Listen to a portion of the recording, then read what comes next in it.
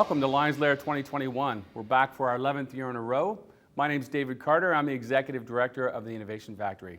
Today we have with us Sasha Babik, who's a partner at Gowling WLG, the Hamilton office. Sasha is a corporate commercial lawyer working with private sector clients of all sizes. Welcome, Sasha. Thanks, Dave. It's great to be back this year. Sasha is one of our pillar of business lions. We'll also be joined later today by Aaron Gillespie, who's a partner at KPMG, and Chantel Broughton, who's the CEO of Jan Kelly. The city of Hamilton is situated upon the traditional territories of the Erie, Neutral, Huron-Wendat, and Haudenosaunee, and the Mississaugas. This land is covered by the Dish with One Spoon Wampum Belt Covenant, which was an agreement between the Haudenosaunee and the Anishinaabeg to share and care for the resources around the Great Lakes. We further acknowledge that this land is covered by the Between the Lakes Purchase, 1792, between the Crown and the Mississaugas of the Credit First Nation.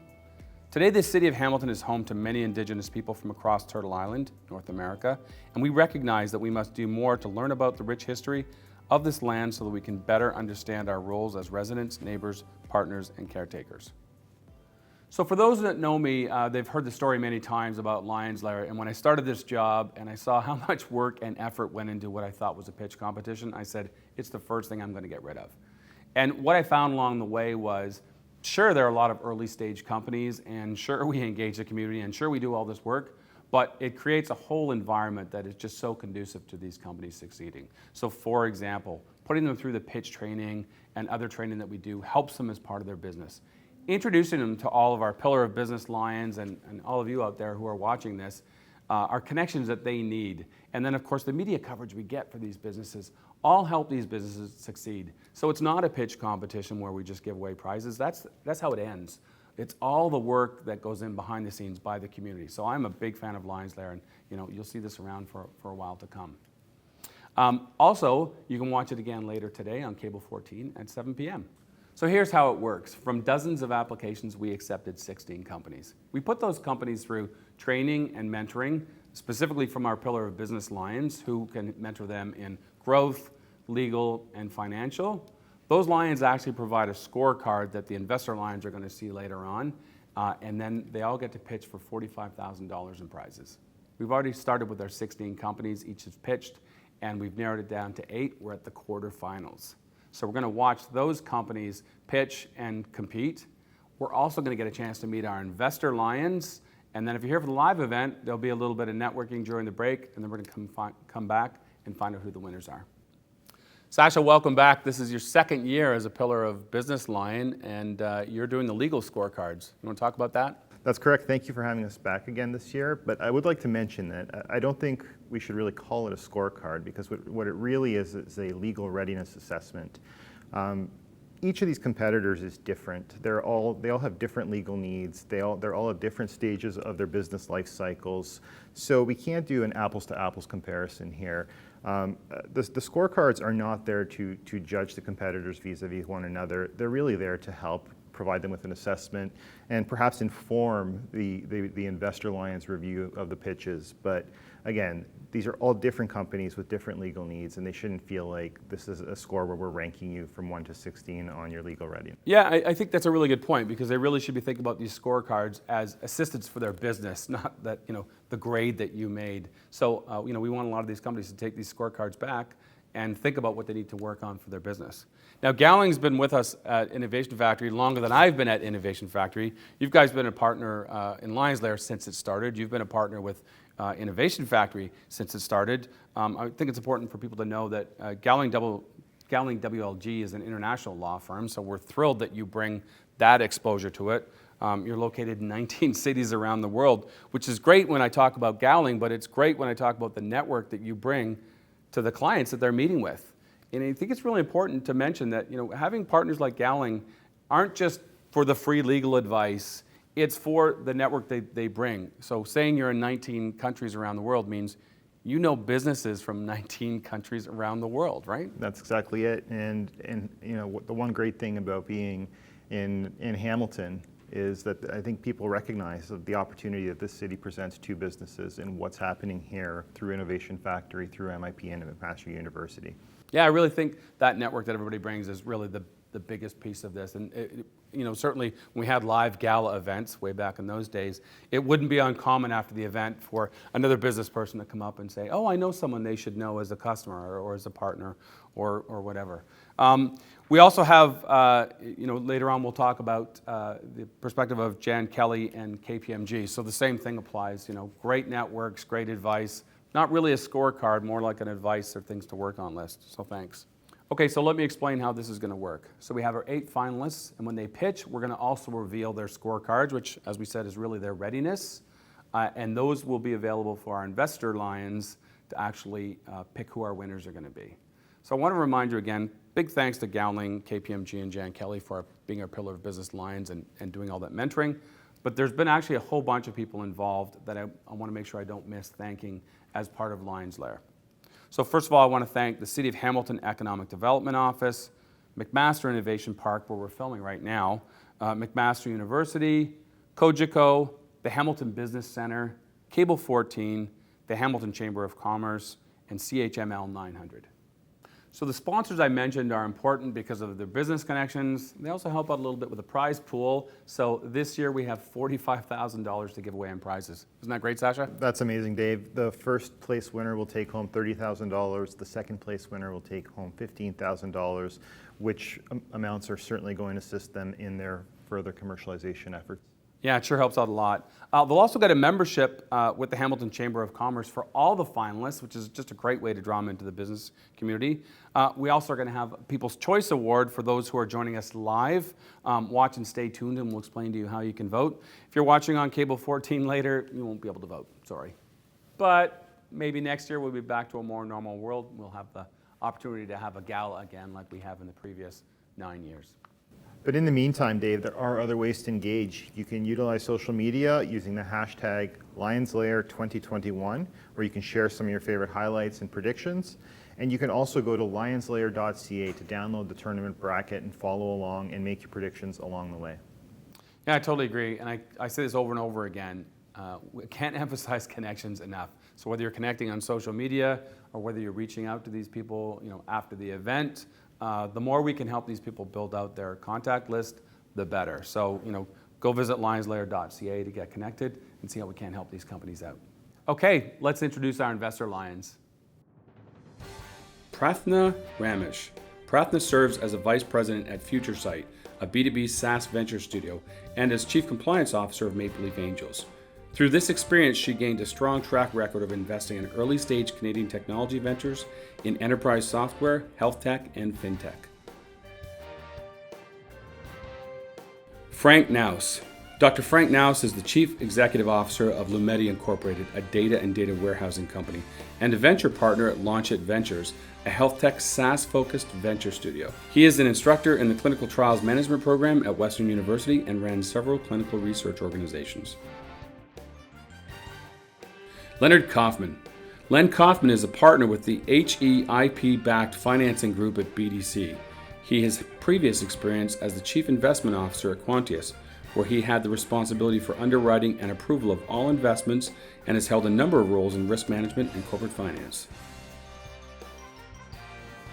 Okay, so some pretty qualified investor lions who are going to be asking some pretty tough questions. And they have the hardest job here of actually having to pick the winner of this competition. Exactly. And before we can pick the winner of the competition, we're going to need to see their pitches. So let's go to the bracket and see who's pitching today.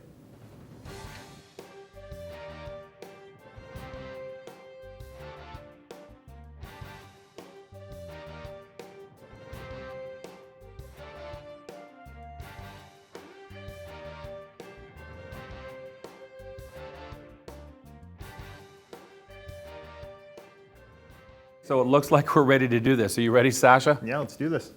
So to get this competition started, let's talk about our first matchup. Our first matchup is going to be between Requity Homes and Paid.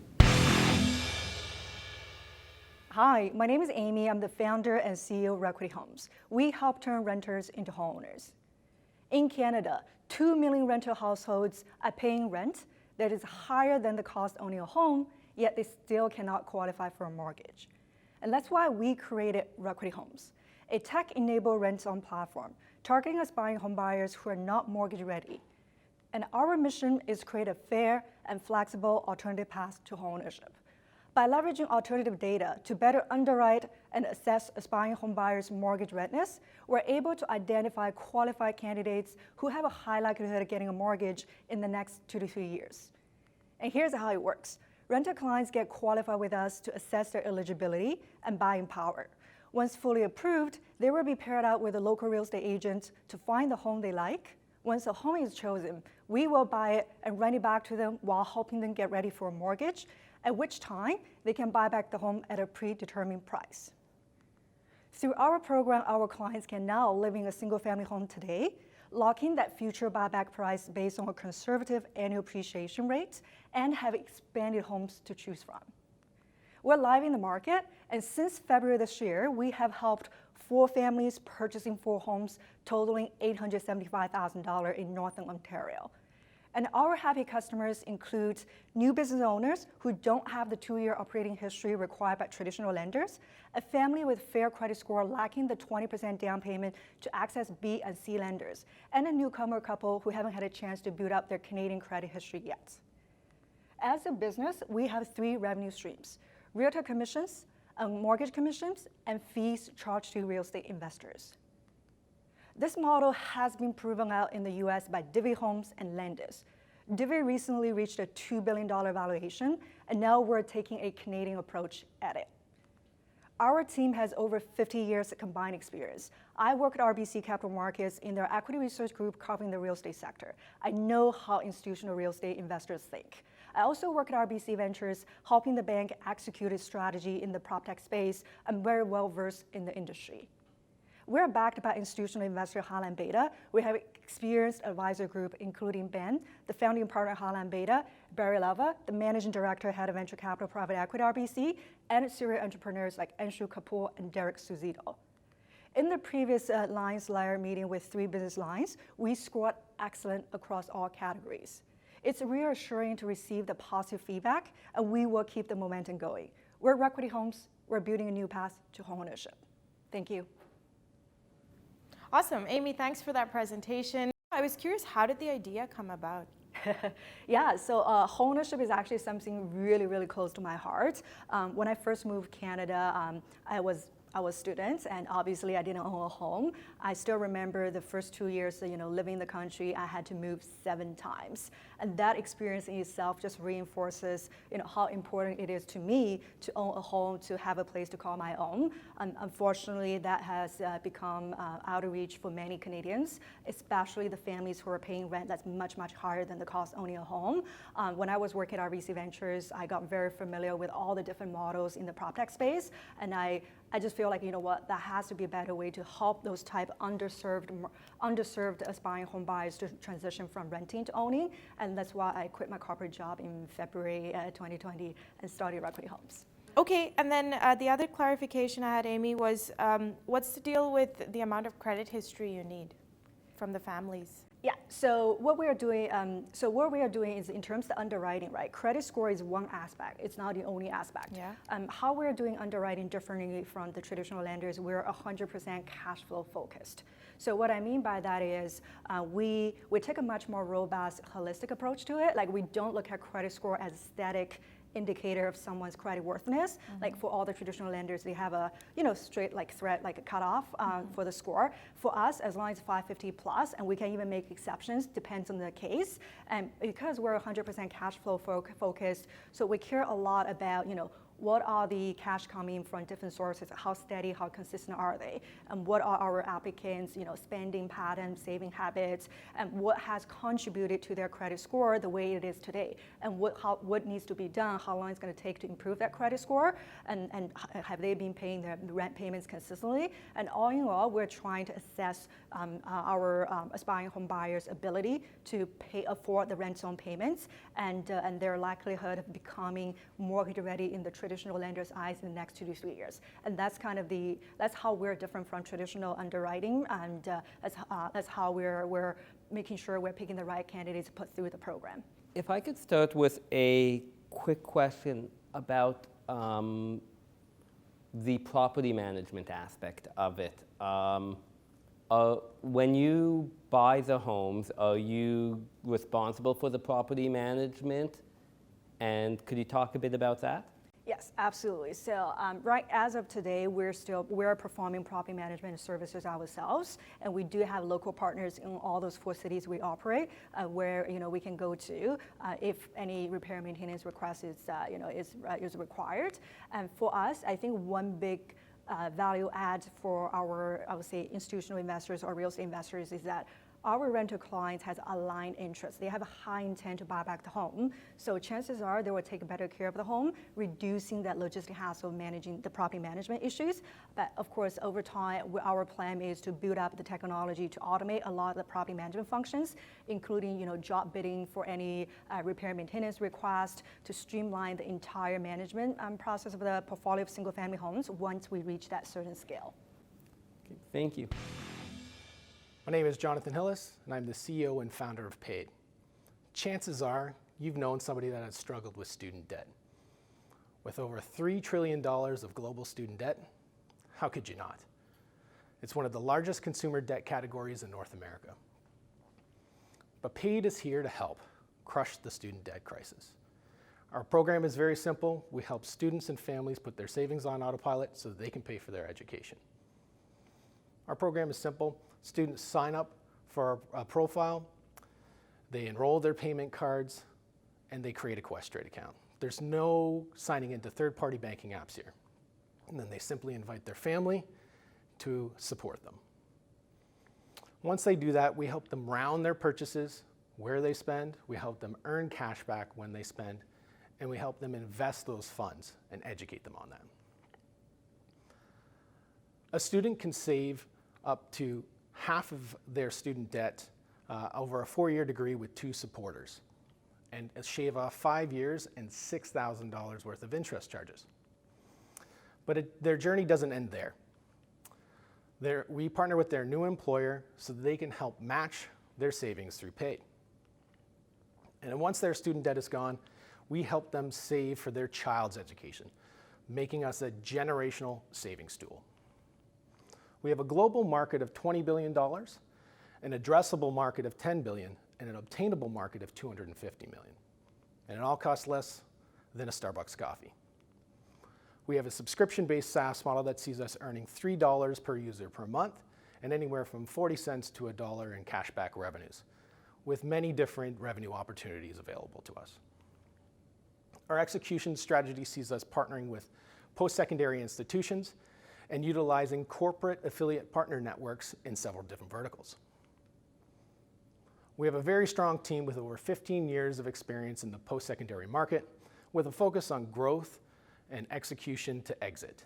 Our hand-picked advisory team has a vast experience in payments, loyalty, growth, and global market penetration to ensure our success. We have raised $300,000, signed a partnership with Questrade, and have over 15,000 pre-registered users. We're now ready to launch our MVP with over 10 different schools in southwestern Ontario and have 30 different companies signed up for our corporate matching pilot. We plan to enter into the US market by the end of 2022, create a mandatory product on campus by becoming the new student card, and converting loyalty points to student debt.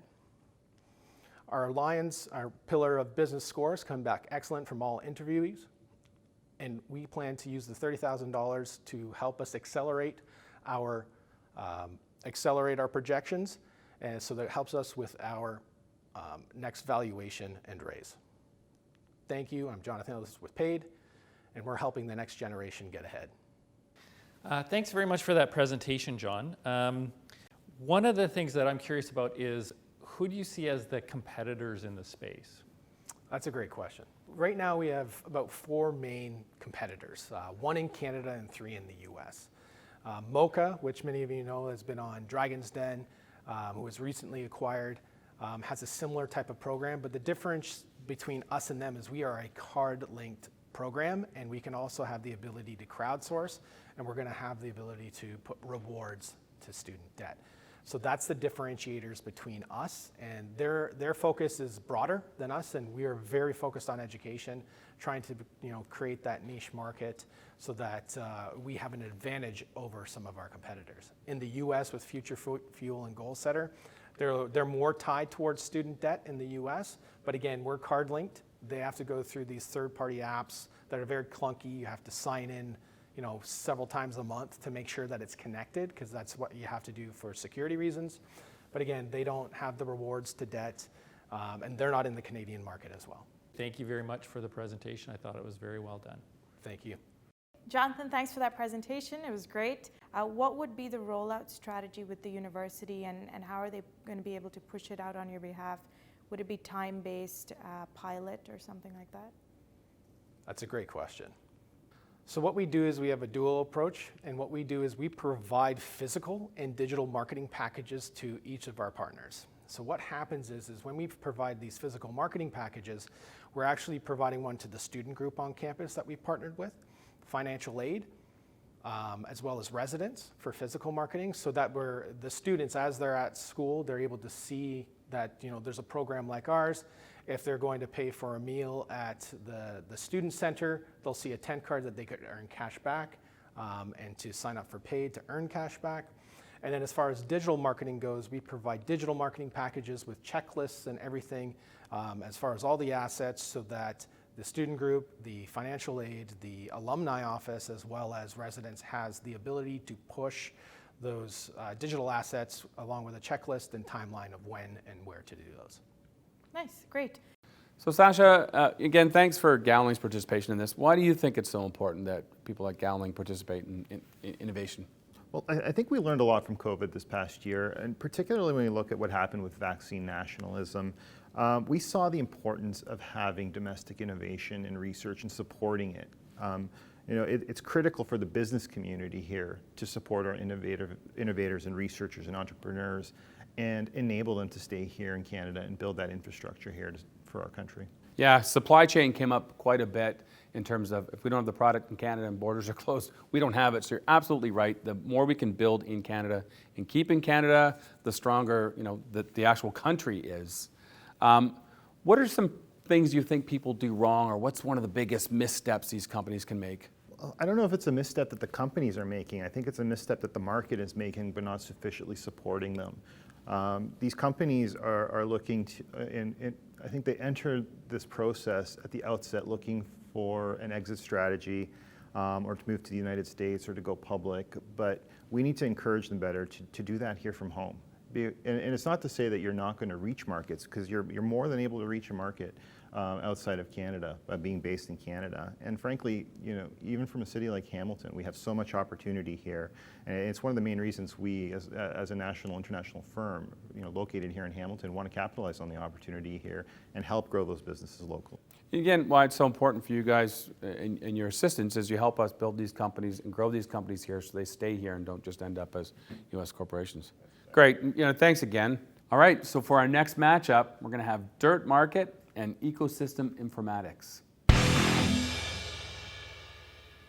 Thank you, LiONS, so much for having us here. Our province is facing a soil crisis. Every year, over 25 million metric tons of soil is excavated out of Ontario, while only 122 million metric tons of landfill space remains. As the space to dump soil decreases, the price continues to increase. My name is Assad, and I'm here with Dirt Market. We digitally connect earth movers that have soil with earth movers that need soil to save them both time and money. Every day, earth movers that are excavating soil have to ask themselves one critical question that could make or break their job bid. Where is the excess soil going once it's been dug up? Considering that soil transportation disposal will make up an average of 18% of a project's costs, finding the optimal receiving site is a crucial aspect to the success of any project. The challenge is that aside from calling around and using offline networks, there's currently no way of knowing where the optimal receiving sites are located, what they are charging, or whether they'll even accept the type of soil that needs to be disposed of.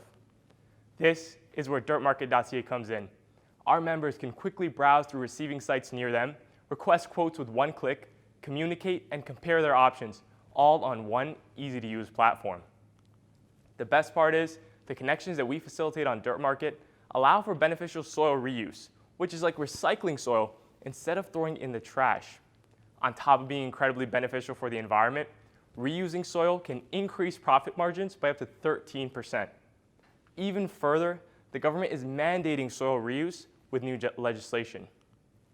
Over the past 8 months, we've welcomed over 900 earth movers to the platform and facilitated over 1,000 conversations while saving our members tens of thousands of dollars. With one subscription, earth movers get unlimited access to an ever-growing receiving and reuse site network. Dirt is big business, with $2 billion being spent on soil transportation and disposal in Ontario alone every single year. And dirtmarket.ca is positioning itself right in the middle of it. Our team has ample experience in construction, technology, marketing, and law. And our powerful advisory network is deeply rooted in the soil industry and behind us every step of the way. Looking into the future, we're currently on track to welcoming over 1,400 members to the platform by the end of the year. Next year, we'll be launching in Alberta and BC. Our LiONS conversations were great, and we've already begun to implement some of the feedback that was discovered, such as investing more in our marketing and our SEO. So LiONS, are you ready to dig Ontario out of its landfills and get your hands dirty with Dirt Market? Okay, Asad, thanks for that presentation. So I think from understanding the pain and the problem, I understand that though the source sites are really looking for places to go and drop and eliminate soil, and then receiving sites, what's the pain you're solving for them? Yeah, so receiving sites are constantly looking for soil because there are massive profit margins for them. So they'll charge source sites to take the soil, and so this is almost like a marketing platform for them to expedite their services to the greater market. Thanks for that presentation. It's really impressive how far you guys have taken this. I'd love to hear just some of your thinking, like just because you have such a wide variety of potential customers on the same pricing for the owner-operator versus some of the GFLs and other bigger players. I think because we're building a network, the first few members that we find are going to be the challenge, right? Okay. Those initial customers. Whereas once we have that foundation built, we can grow very rapidly. In that, just to give you an idea, in our first month, we onboarded 50 members. It was difficult. We had to reach out to them, we called them, we had to find different projects that were going on. Whereas now we onboard 50 members maybe every week. And that's all through people coming into the platform because they see GFL is already on the platform. They see Walker Industries is already there. They see Arock Aggregates is already there. So those big names, people decide, I want to put my company's name, my receiving site beside them. Well, thanks for the presentation, Asad. I think it was very helpful. And you've talked a little bit about going into markets outside of Ontario next, and that there's some challenges there. Is it because you think you need a local person to help you navigate that market, or what do you think the roadblocks are there? I think because we're building a network, the first few members that we find are going to be the challenge, right? Okay. Those initial customers. Whereas once we have that foundation built, we can grow very rapidly. In that, just to give you an idea, in our first month, we onboarded 50 members. It was difficult. We had to reach out to them, we called them, we had to find different projects that were going on. Whereas now we onboard 50 members maybe every week, and that's all through people coming into the platform because they see GFL is already on the platform. They see Walker Industries is already there. They see Arock Aggregates is already there. So those big names, people decide, I want to put my company's name, my receiving site beside them. So dirt is one thing. Are you thinking about including things like crushed stone and other aggregate on the platform? Yeah, absolutely. So we started off with excess soil. We've already branched off into topsoil, into liquid soil, and contaminated soil. So there's different remediation sites that can take contaminated soil. We're looking into expanding to concrete. We've had users say, it would be great if I could discover the various parking lots that are accepting concrete right now, because that is a very high-ticket knowledge piece. So we can easily scale up to other items, and at the same time scale into other areas as services that are supporting those customers. Okay. Thank you, Asad. It's an excellent presentation. Good job. Thank you, Dr. Nosh. Do you feel that you're getting many air quality warnings these days? Too many alerts, worried about them? At Ecosystem Informatics, we do, and we care about this. My name is Shuruk Ali, and I'm the founder. Citizens are holding governments and industries accountable for the quality of air that they breathe. The current technology to monitor air quality, however, is expensive and bulky. It's the size of an elevator. Because it's stationary, it samples air from a specific point rather than points of interest or where it matters. In the US, they started to put lab-grade equipment into cars to drive and monitor in hotspots, but that's even more expensive option. Neither of these options provides a sufficient insights for driving decision-making on air quality. At Ecosystem Informatics, we've solved all of these limitations. Let me show you with the technology of smart sensor systems what we can do. This is one of our pilots that's running in Hamilton. Units are deployed in the field, collecting environmental and meteorological data, for example, in Hamilton Sulphur. Data is connected to the cloud where it's calibrated with our AI-driven intelligence, and all of that complexity is given to the user with a simplified web-based dashboard.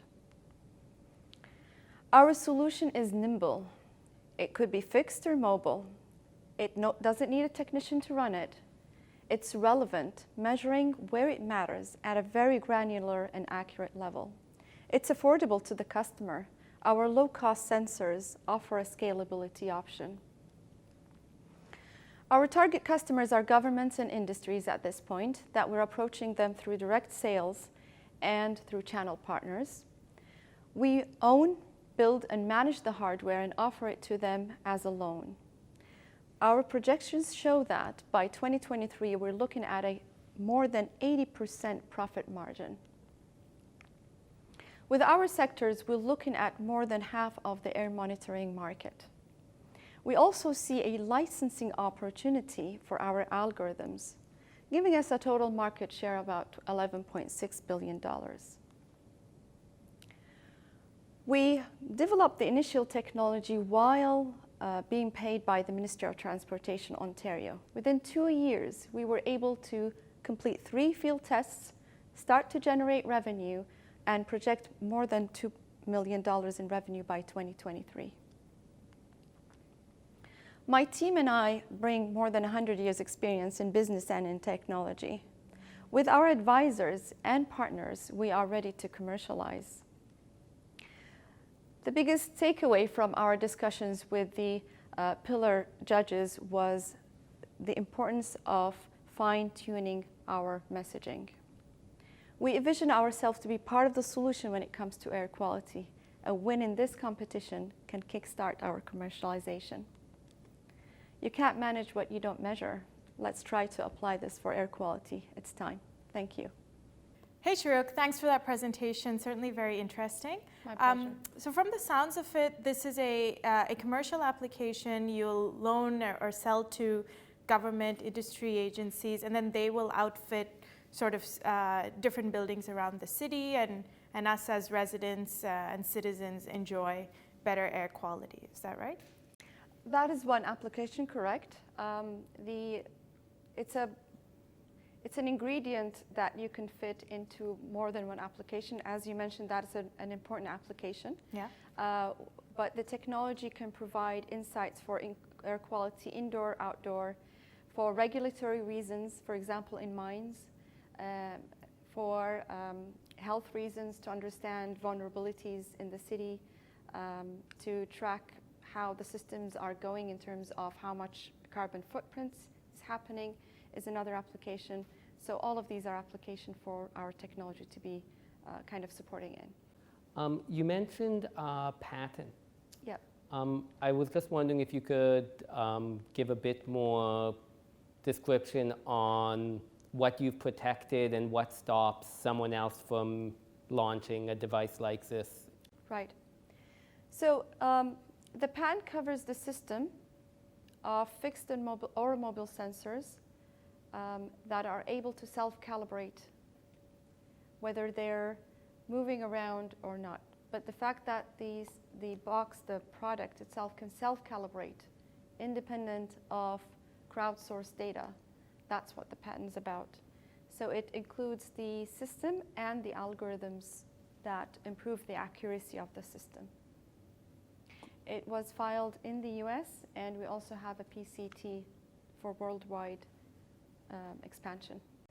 Perfect. Thank you very much. Thank you, pleasure.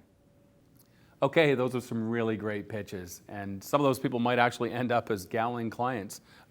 Take us through, what's it going to be like to be a Gowling client? Well, I think at the outset, Dave, I'd say that there's probably a misconception that an international law firm only services multinational clients. I mean, we are here in Hamilton working with startups and companies of all sizes and our goal is to help them grow. And as you said, it's not just about providing legal services. We are trying to help them grow by taking that extra step and introducing them to our network and helping them find the resources they need, whether it's connections through their supply chain, whether it's connections to accountants and other professional advisors. We want to make sure that our clients have that full set of support that they need in order to become, hopefully, that multinational company. Absolutely, and I've seen you do it with our clients over the last 11 years. So, a good point to thank you. I want to thank you, Sasha, for all the time you've put into this, for the COVID protocols of filming the way we do, and Gowling for being a partner with us since the beginning. So thanks so much. Thank you for having us again this year. Okay, before I introduce my next co-host, there's going to be 8 pitches today, which means you don't meet everybody that participated in LiONS LAIR. I say this to the participants of LiONS LAIR all the time, which is LiONS LAIR is a great example of where your business is now and where your business could go. It neither determines the success or lack of success by a company, and it's common in the past where someone we didn't even notice at LiONS LAIR grew into a much bigger company and went on to do great things. So I want to support all these companies, and you can support all these companies as part of the People's Choice Award, where you'll get a chance to vote on each and every one of them. But let's meet some of those companies now. Hi, my name is Yuri Kaplan, the founder and CEO of AdMax. We are changing how companies drive sales through social media and enable anyone to earn rewards, promoting companies and products they love. Hi, my name is Pierce Bourgeois. I'm the CEO and co-founder of Glucose. We are carb-counting people, opening up crucial data for all diabetics. Hi, I'm Grace, the Director of Marketing at Cheftopia, and we are a digital marketplace that allows you to connect and order from your favorite local chefs. Hi, my name is Jennifer Burkett, and I'm the Chief Warrior of eWarrior Naturals. We are a self-care and wellness company built by women for women. We create amazing, pure, natural products for female athletes at the height of their game and for women everywhere. Hi, my name is Alex Balta. I'm a co-founder and content director at Footy5, and Footy5 is a soccer training application for youth soccer players. Hello, my name is Jessica, President CEO of Tambooz.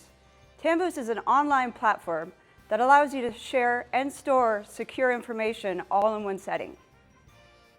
Hi, I'm Vishar Yagubian, the CEO and co-founder of Quix, a company that strives to ensure you have a clean mouth anywhere, anytime.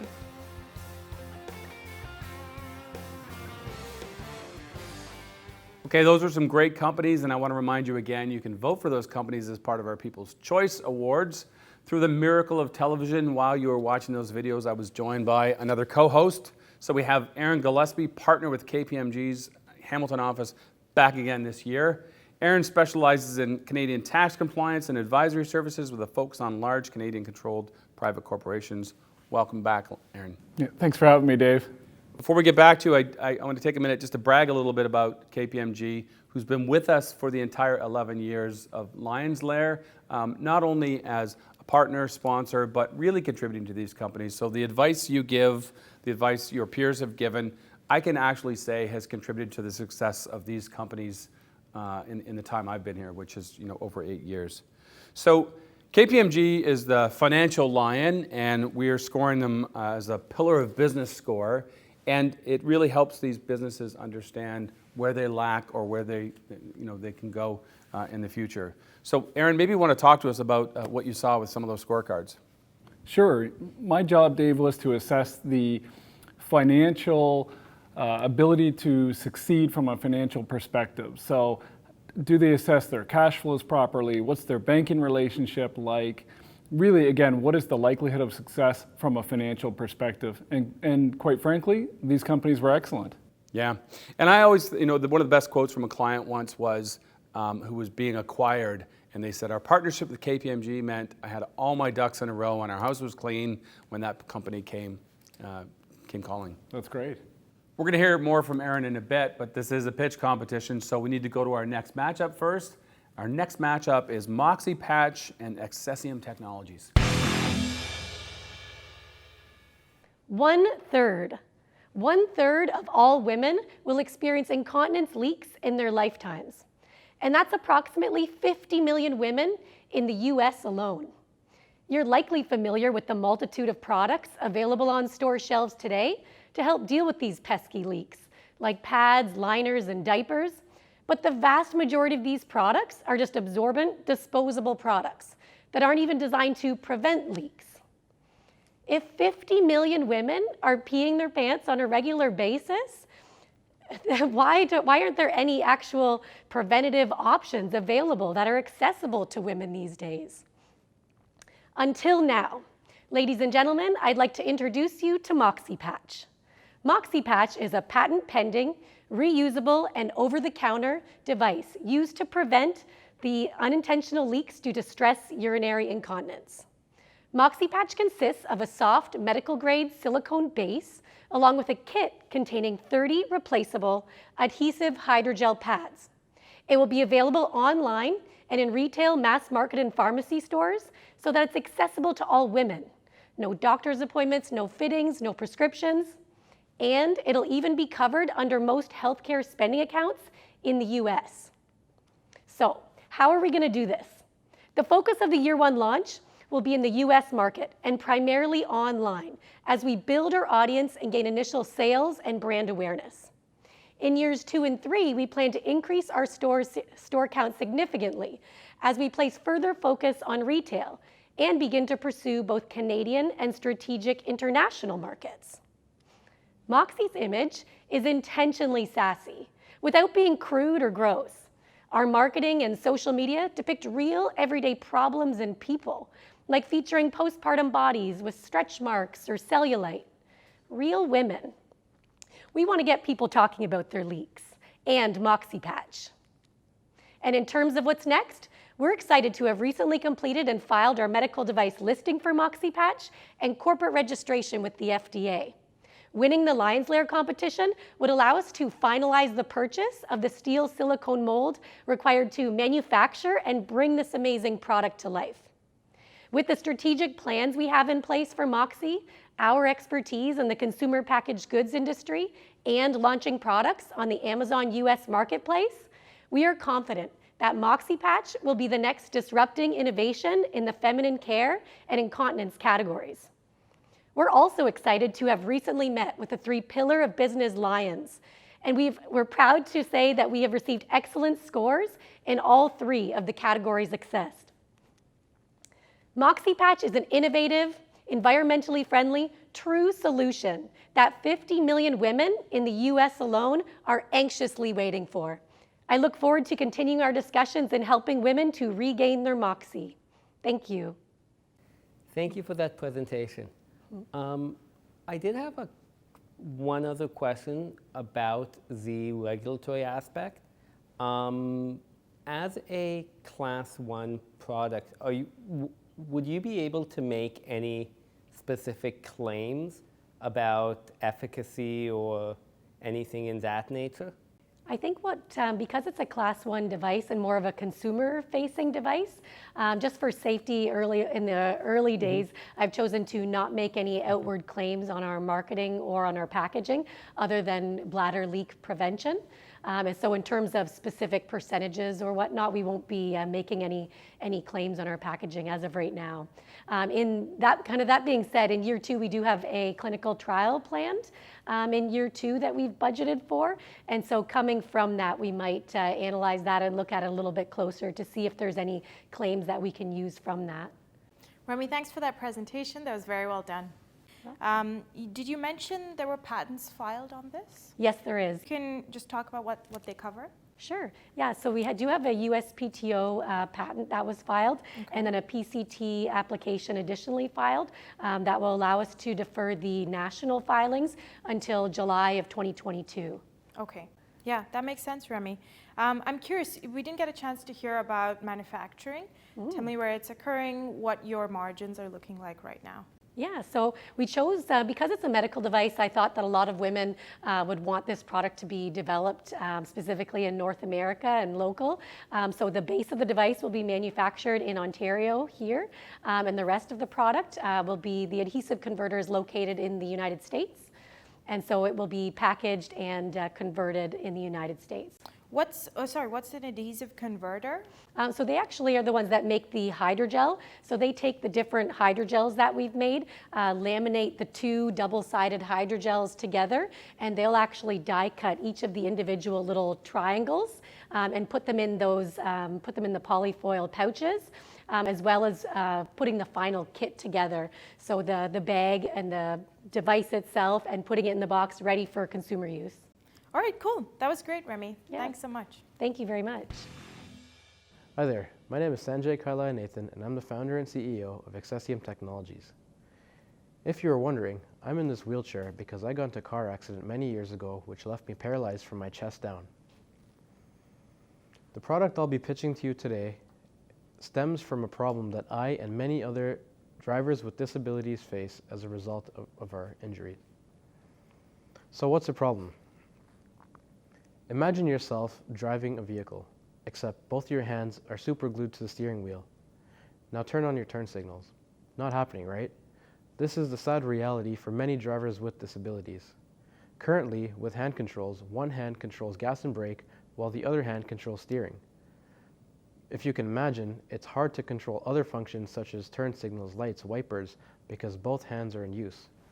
So, how do we fix this? Allow me to introduce you to FACEIT, our advanced driver assistance system. Our system comprises of a hardware solution with artificial intelligence to allow a driver a more safer and effective driving experience. Basically, we use facial gesture recognition to control secondary functions of a vehicle. For example, if you wink your right eye for 2 seconds, your right turn signal will come on.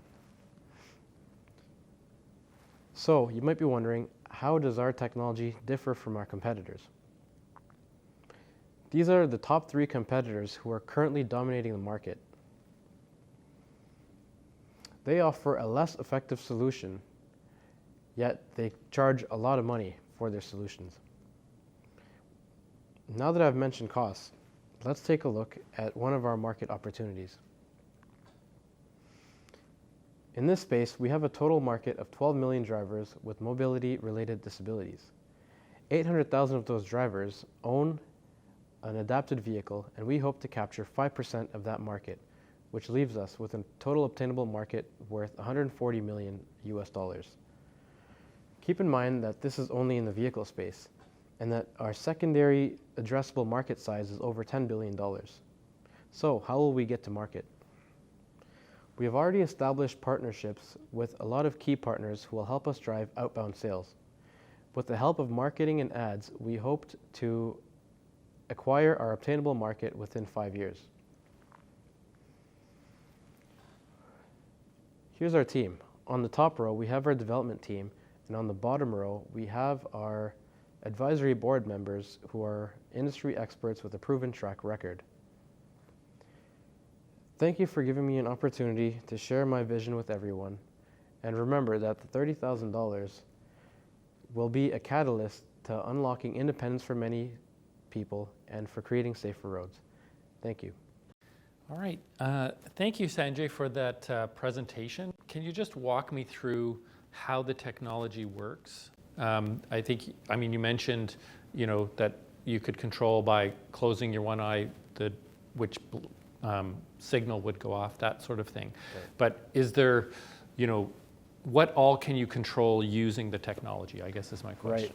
So I should add that we don't control any primary functions, which mean gas, brake, or steering, just because of a safety-related reasons. So it's only secondary, which is turn signals, lights, wipers, windows, horn, all that stuff. So yeah, a different combination.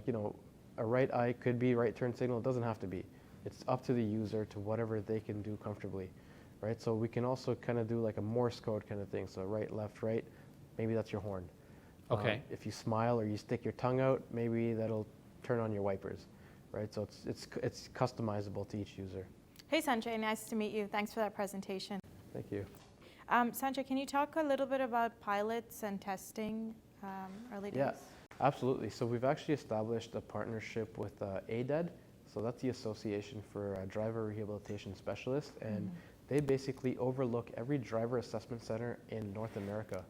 So the driver assessment centers are the places that assess like drivers to see if they're fit to drive or not. And we are going to be working with them to kind of outfit their vehicles to allow them to test it with their clients, right? So that's a very big opportunity for us, and I think it's a great way to validate the technology. And do you know what, like how many clients they would have? Yeah, so I think annually they see each center. There's hundreds of centers like throughout North America, and each center they see, I think 30 to 40 people annually, like prescribe this technology to 30 to 40 people annually. Okay, awesome. Thank you, Sanjay. Thank you. Okay, that was great. Aaron, what did you think of the matchup so far? They're outstanding, and I would say, Dave, they're too close to call. Yeah, absolutely, I agree. Hey, so this is your third year. Again, KPMG's been with us the entire 11 years, but this is your third. Do you have any advice for these entrepreneurs? I would say advice that I would give would be the business plan. So do these companies have a realistic business plan? Have they thought through the cash that they'll need to survive? Where is that cash going to come from? Have they considered scenario planning, like best case, worst case? What would they do in those two scenarios? So that would be my advice, is really looking out and preparing a business plan. Yeah, that's good advice. You know, KPMG is a giant firm, and these are small, early-stage companies. Why do you guys get involved in this? We're big supporters of local entrepreneurship and innovation for a couple of reasons, many reasons, but two I'll highlight would be, firstly, it's these entrepreneurs that create opportunity in our community, so they create jobs. And secondly, through innovation, they solve problems for people, so they really contribute to positive social change. And those are two reasons why KPMG supports the LiONS LAIR. Thanks, we appreciate it. Thanks again. Okay, let's keep this moving and go back to our next matchup. So our next matchup is Emerge Connect and XP Fantasy. And XP Fantasy actually has to come to us live tonight from Korea as they were chasing some business there. Everybody has a horror story with the ER, where they're injured or in pain, they're told they're going to wait 30 minutes, but then they're stuck in the waiting room for 8 hours. At Emerge Connect, we've created the first ever digital front door for same-day care that lets you register, triage, and even wait at home before arriving at a hospital that's ready to treat you, all while directing you to the care that best suits your needs. We've worked with hospitals from day one to develop a feature list that translates into the greatest cost savings for providers while decreasing clinician workloads and improving patient experiences. For patients, Emerge Connect means improved satisfaction, improved access to care, and timeliness of care. And for providers, it means cost savings, efficiency improvements, and decreased workloads. Emerge Connect is a simple mobile app that guides patients through registration and triage with powerful research-developed AI that facilitates clinical predictions while auto-populating existing hospital systems. I know what you're thinking, risk, but we've thought of that and worked with our partner hospitals to come up with dozens of risk-mitigating strategies and solutions. In terms of competition, there's no system like Emerge Connect currently on the Canadian market, and the US market is very scattered. We will be the first company to bring a true digital front door with meaningful remote triage to patients seeking same-day care. We were also identified as a top competitor by CanHealth in March 2021. The market size for this solution is huge and growing, with nearly 1,000 ERs in Canada and more than 7,000 in the US, as well as billions in government money being spent on the growing wait time problem. Our business model is going to be a recurring SaaS model with prices ranging from $8,000 to $12,000 in average monthly fees quoted per year, a model we've had validated by our partner institutions. We have officially received pilot approval from Sunnybrook Health Sciences and are in the final approval stages with William Osler Health System and St. Joe's Healthcare Hamilton. We also have significant post-pilot interest from Mackenzie Health, UHN, Hamilton Health Sciences, just to name a few, as well as governments like the Government of Saskatchewan. I'm Ron, the founder and CEO, and behind me I have a skilled tech team with decades of experience and varied skill sets, as well as an advisory board with deep industry connections and understanding. We've already raised $100,000 of our $250,000 round from VCs and angels, and are continuing to raise more before the launch of our pilots, with the goal of financing our approvals and getting Emerge Connect into the hands of as many patients as possible. In our LiONS LAIR Pillar of Business interviews, we scored excellent with each Lion, and we continue to iterate on their feedback. Finally, and most importantly, our system aligns perfectly with Ontario Health's current goals and commitments to digital health and virtual care. At Emerge Connect, our vision is to change the way patients think about same-day care through a centralized mobile platform that lets them meaningfully connect with providers while decreasing overall cost of care and improving healthcare efficiency. Thank you so much. Hi, Ron. Thank you for that presentation. It was very interesting. One of the thoughts I had was that this is a system to triage to emerge, but obviously with the move towards telemedicine, all that sort of thing, is this something that you think could be used to triage whether a patient needs to be seen by their family doc or to have a Zoom call with their family doc or whatever? Absolutely. That's a great question. And currently, our system actually already directs patients to virtual care offerings provided by our partner institutions, so within their system. But our vision is really to extend this to primary care, to urgent care, to private urgent care, and to telehealth. In fact, telehealth is being redone in Ontario starting in Q4 2021. So our vision is to connect all of these systems together and act as a centralized place for triage, not just for emergency care. That was a really great presentation. Thank you. How is the growth plan, and both on the sales side to try and get into places outside of Ontario, and also on the customization of the solution itself? That's a great question with, I think, a two-part answer. So on the scalability and customization, we've built the system to be highly scalable. We'll need to add members to our team on the development front and the support front, but we've built the system to be able to go from 10 patients using it to 1 million patients using it with very little infrastructure changes. We're aiming to sell at the provincial level in the future, expanding outside of Ontario. So the next provinces we're targeting are Alberta, Saskatchewan, and British Columbia, but at less of an individual hospital level and more of a provincial level. And what about the US? Do you have plans to move into the US? Absolutely. So we do have plans into the US. Companies in the past have found success validating their solution in Canada due to the smaller and easier regulatory approval processes that are in place, and then moving into the US with an already published, already validated solution.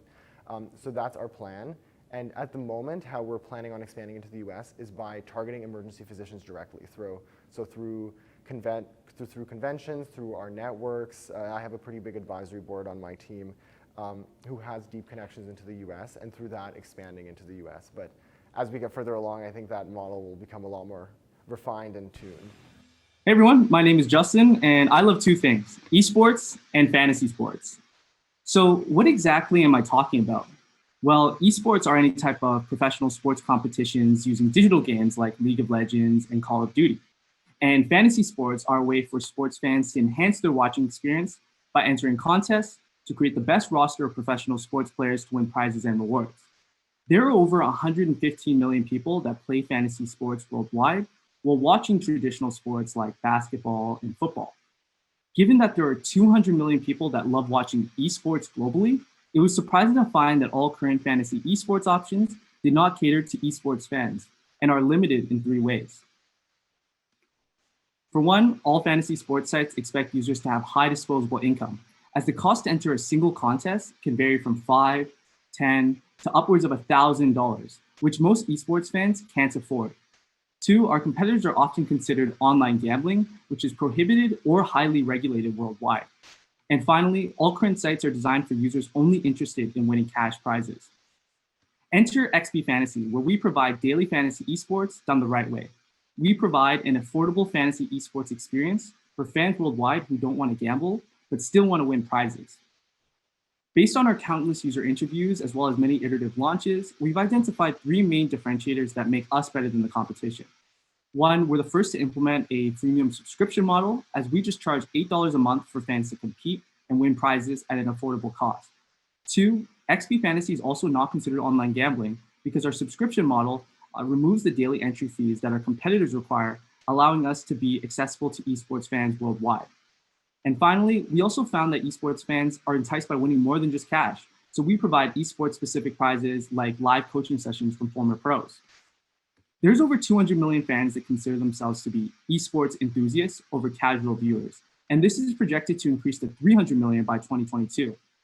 Our research shows that approximately 10 million of those users worldwide would be interested in playing fantasy esports. And at $8 a month, this leads to a global market opportunity of $960 million. We just launched in March and have nearly 600 users on the platform by partnering with over 50 plus collegiate esports clubs and several esports influencers.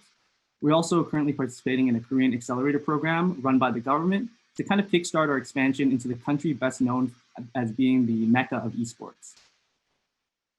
This is our team, and we have an extremely diverse team with experience in digital marketing, software development to build everything in-house, and legal strategy to navigate those international gambling regulations.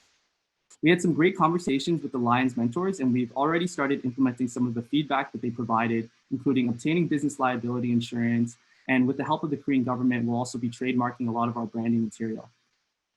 If there's one thing to take away from our pitch, it's that daily fantasy esports is an untapped market, not only in North America, but many countries worldwide. This is a $1 billion opportunity with an 11% growth rate, and we're ready to take the next step with the help of LiONS LAIR. Thank you. Hey, Justin, great to see you. Thank you for that presentation all the way from Korea. I was just curious about the prizes and awards. How are you financing the cash prizes? And can you talk a little bit about the types of awards that you're giving out?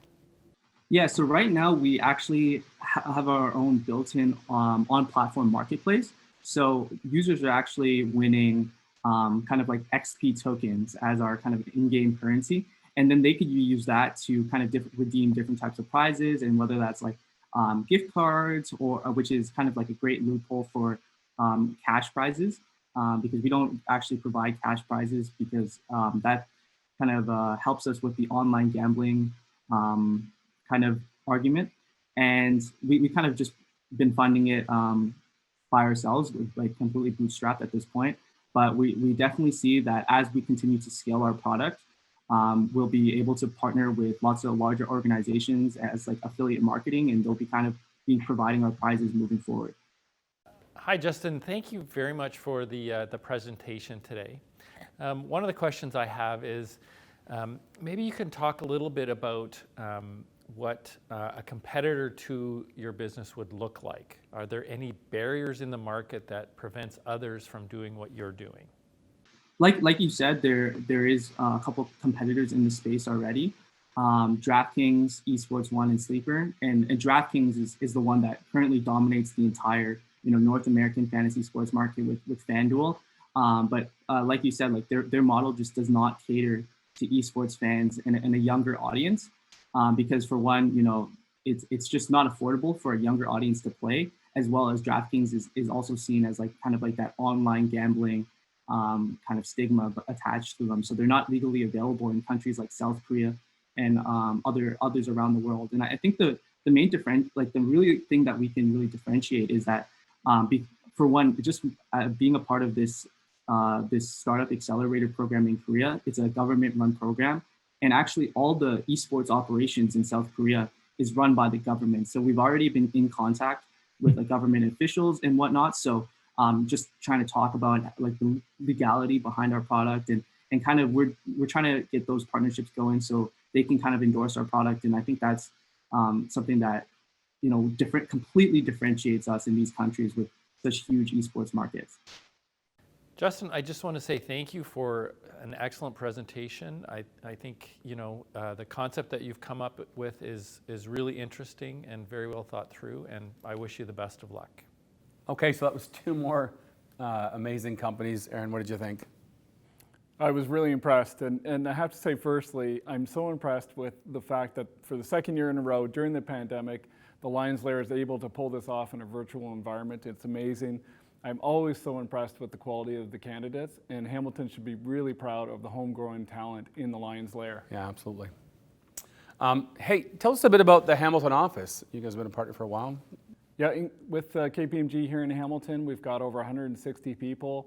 In Canada, we have over 8,000 people, Dave, and globally, too many people to name, but it's a great thing because we're all connected and we're able to help these young entrepreneurs.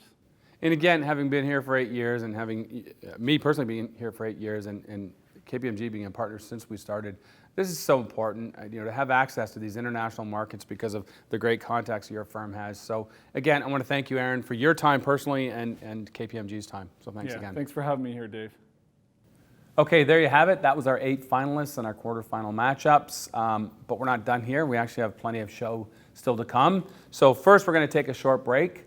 Then I'm going to go and leave our virtual sports desk and head to the live event and meet my final co-host there. And we're going to find out who's advancing to the semifinals. We're also going to be chatting with the winners, so don't go anywhere. Okay, Aaron, so I got to get to the live event. Hey, one of the benefits of having a whole virtual production team is getting to that live event is really easy.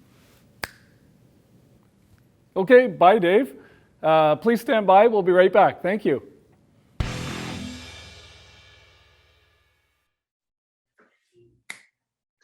Wow, Dave, that was impressive. Hey, thanks, Chantel. I'm glad you're back. Chantel Broughton, President and CEO of Jan Kelly, back for your 3rd year. Thanks again. For those of you that don't know, Jan Kelly is an award-winning digital agency that helps businesses grow, and Chantel's our growth line. Thanks, Dave. We're so pleased to be here for this 3rd year. We love being part of the LiONS LAIR competition for a few reasons. Number one, of course, we want to be part of this great ecosystem and helping launch these great businesses onto a path towards success. But also for us, it's a great learning opportunity, and we love getting inspired by all the great ideas and seeing what these companies are doing. And thanks again for all your hard work. So just to give you a recap, we've already heard from our top 8 companies, and they pitched as part of the quarterfinals. Remember, I was joined by my co-host Sasha Babbitt from Gowling WLG, and Aaron Gillespie from KPMG. Those 3, Chantel, Aaron, and Sasha, make up our pillar of business lions and really focus on judging those companies across those 3 pillars. And they write up a scorecard, and that scorecard ranks them in different specific categories, and that gets actually handed off to our investor lions. So Chantel, again, you were one of our growth line. Why don't we talk about what you saw with some of the companies and what you think is really important for these folks? Sure. So we look at, as the growth line, we really look at 2 things. Number one, we look at, has the company clearly defined a compelling value proposition? And what we mean by that is, have they defined a problem worth solving? And is there an audience that's interested in purchasing that solution? So that's the value proposition. And then the second piece is what is the plan to scale and grow? So how do we quickly get traction and do that in an efficient and sustainable way? Yeah, it's so important. Having gone through the whole investment thing, you really need to convince these investors that you know how to get new customers and you know how to say the things that someone wants to open their checkbook and write a check for, to use, I guess, the 1990s payment metaphor. There's a whole bunch of people I want to thank because we've got a whole bunch of sponsors that support us, and I think this is a good time to go back to that. So, I want to make sure I thank the City of Hamilton Economic Development Office, McMaster Innovation Park, my landlord, and just a whole great innovation ecosystem, McMaster University, Cogeco, the Hamilton Business Center, Cable 14, the Hamilton Chamber of Commerce, and of course, CHML 900. We've got some great prizes this year. So we've got $45K that goes to this year's winners. In just a little bit, we'll be actually giving away $30K to the first place winner and then $15K to the second place winner. Plus, all the finalists are going to get membership to the Hamilton Chamber of Commerce. And while we're watching it live right now, you can also watch it again on Cable 14 tonight at 7 p.m. And don't forget to tune into CHML 900 with Bill Kelly tomorrow at 9 a.m. where you hear from our Lions, the winners, and the people that made this possible. And help us keep the conversation going on social. Use the hashtag LiONSLAIR 2021 to share your predictions, your perspectives, your opinions. We want to hear them all. And just before we get started, we're going to hear a message from Mayor Fred Eisenberger. Hello and welcome to LiONS LAIR 2021. Throughout the years, the Hamilton community has come together to celebrate some of the best of this city's entrepreneurial and innovative talent. And this year's LiONS LAIR class is no different. Although the COVID-19 pandemic has kept us from gathering in person, I'm thrilled to know we can still be together, virtually of course.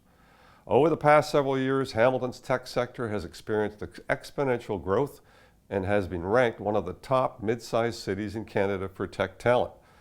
Events like these are extremely important to keep up that momentum and establish Hamilton as a city of growth and bright ideas. On behalf of the City of Hamilton, I applaud this year's contestants and encourage them to continue to build their business right here in Hamilton. Thanks again, Chantal. And while we have a second, we talked about growth. What are some of the things you guys have to do to get these companies to grow?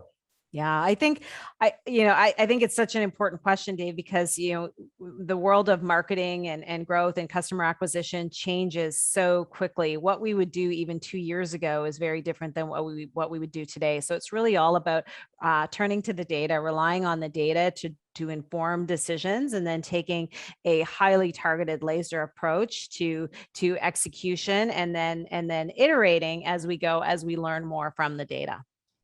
Yeah, marketing really is science now. It sure is. And all this talk about science has me wondering who is moving on to the next round. So can we get to that, please? Yeah, let's have a look and reveal the semifinals.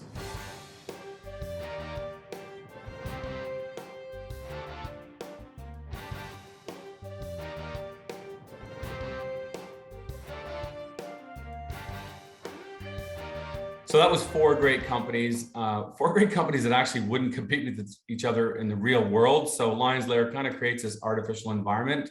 I'm sure all of them are going to be really successful. What did you think? Oh, Dave, I thought these four semifinalists were awesome. I met with each one of them, and I was so impressed with the insights that they had generated for each of their respective industries, the innovative ideas that then they've created, and then the hard work that they've done to move those ideas into execution. Really, really impressive. Yeah, I'm always blown away that some of these markets even exist, that there's money to be made at this thing that I didn't even know was a thing. They all did really great pitches. Everybody worked really hard. I think this is a good time to show not only their hard work, but what goes on behind the scenes at LiONS LAIR.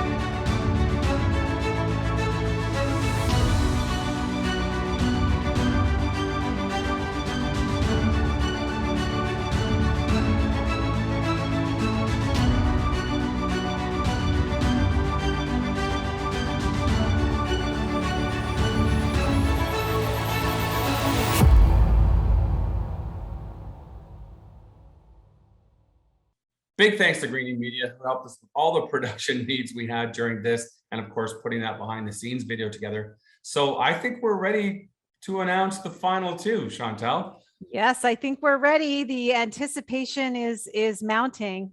I know all this hard work, everything led up to this moment. So let's reveal our final two, and they are Emerge Connect and Requity Homes. Congratulations.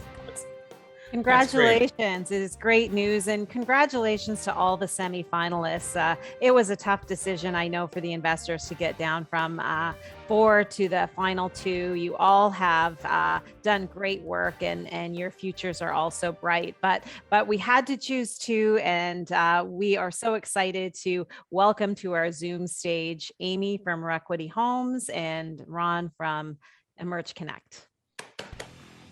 Welcome and congratulations, you guys. Congratulations. We're so happy for you. How are you feeling, Amy? It feels awesome. I'm just so happy to be able to make it this far. I'm very, very grateful. Awesome. Well done. How about you, Ron? It feels great. It's so exciting. It's been a great journey so far. So it's great to get to the end. So let's talk about that journey. What were some of the interesting parts for you guys, Amy? What I like about the program, it's not just a one-day pitch competition. It's not 1 week. It's actually several months. And we started program way back in June, and being able to have those, webinar, the trainings to apply the learnings to our pitches or redefining the message along the way. It's super, super helpful for us. How about you, Ron? Amy took the words right out of my mouth. It was the fact that it wasn't just a one-time pitch, but that it was an actual process that we learned along the way and got to meet fantastic new people, not just other competitors, but also great mentors and great lions along the way. Yeah, it's a great crowd. Chantel? So as the finalists now, you are going to win some prize money. So Ron, what will you do with the prize money? What will it fund for you? That's a great question. I wish I had a more exciting answer, but honestly, it'll just help us get through the final stages of approvals that we're in. Everything in healthcare is quite costly, so it'll make a big difference for us to really help launch our pilot in the next few months. Wow. How about you, Amy? Yeah, for us, it will be definitely used in growth marketing. Our mission is to help more people get into ownership. In the markets we focus on right now, there's still a big population that don't even know a program like ours exists. So we definitely want to get message out that if you cannot qualify for mortgage, there's another way for you to potentially own a home. Yeah, we said that earlier, of all the finalists, there's so many finalists we didn't even know there was a market for their business. And since we were talking about prize money, I think it's important for me to jump in again and thank our sponsors and partners that contributed to that prize pool. So for one of the last times, I want to thank our friends at KPMG, Gowling, WLG, Jan Kelly, the City of Hamilton Economic Development Office, McMaster Innovation Park, McMaster University, Cogeco, Cable 14, the Hamilton Business Center, the Hamilton Chamber of Commerce, and CHML 900. So thanks very much, everybody. It's been a big help. Okay, Dave, we've just received word that the Investor Lions have made their final decision, and we are ready to announce the winner of LiONS LAIR 2021. Okay, let's find out who the big winner is. Drum roll, please. Oh, thank you. And the 2021 LiONS LAIR Pitch Madness winner, who is walking away with a whopping $30,000, is Emerge Connect. Good job. Amazing. Congratulations. Thank you so much. This is such a great honor and privilege. I really can't believe it. I want to say a huge thank you to Innovation Factory, their amazing hardworking team, the sponsors, and the Lions. It'll make a really big difference for us at Emerge Connect. I also want to thank my amazing team, Ben, Marina, for making this possible, our medical advisors who've really helped change healthcare, and finally, McMaster University and the Health Venture Program, where I started this company, without which Emerge Connect really wouldn't exist. Great. Thank you so much again. Congratulations. And I've said this before, none of these companies compete in real life. They're all such different companies. So Requity deserves a big congratulations as well for coming in second place for the 2021 LiONS LAIR Pitch Madness. And you should be really proud because you are taking away $15,000. Yes, absolutely. And well, thank you for this amazing opportunity. I echo everything Ron has shared. It's been such an amazing experience working LiONS LAIR this year. And thanks to all the business lines who give us really honest and direct feedback so that we can actually grow our business. So thank you very much.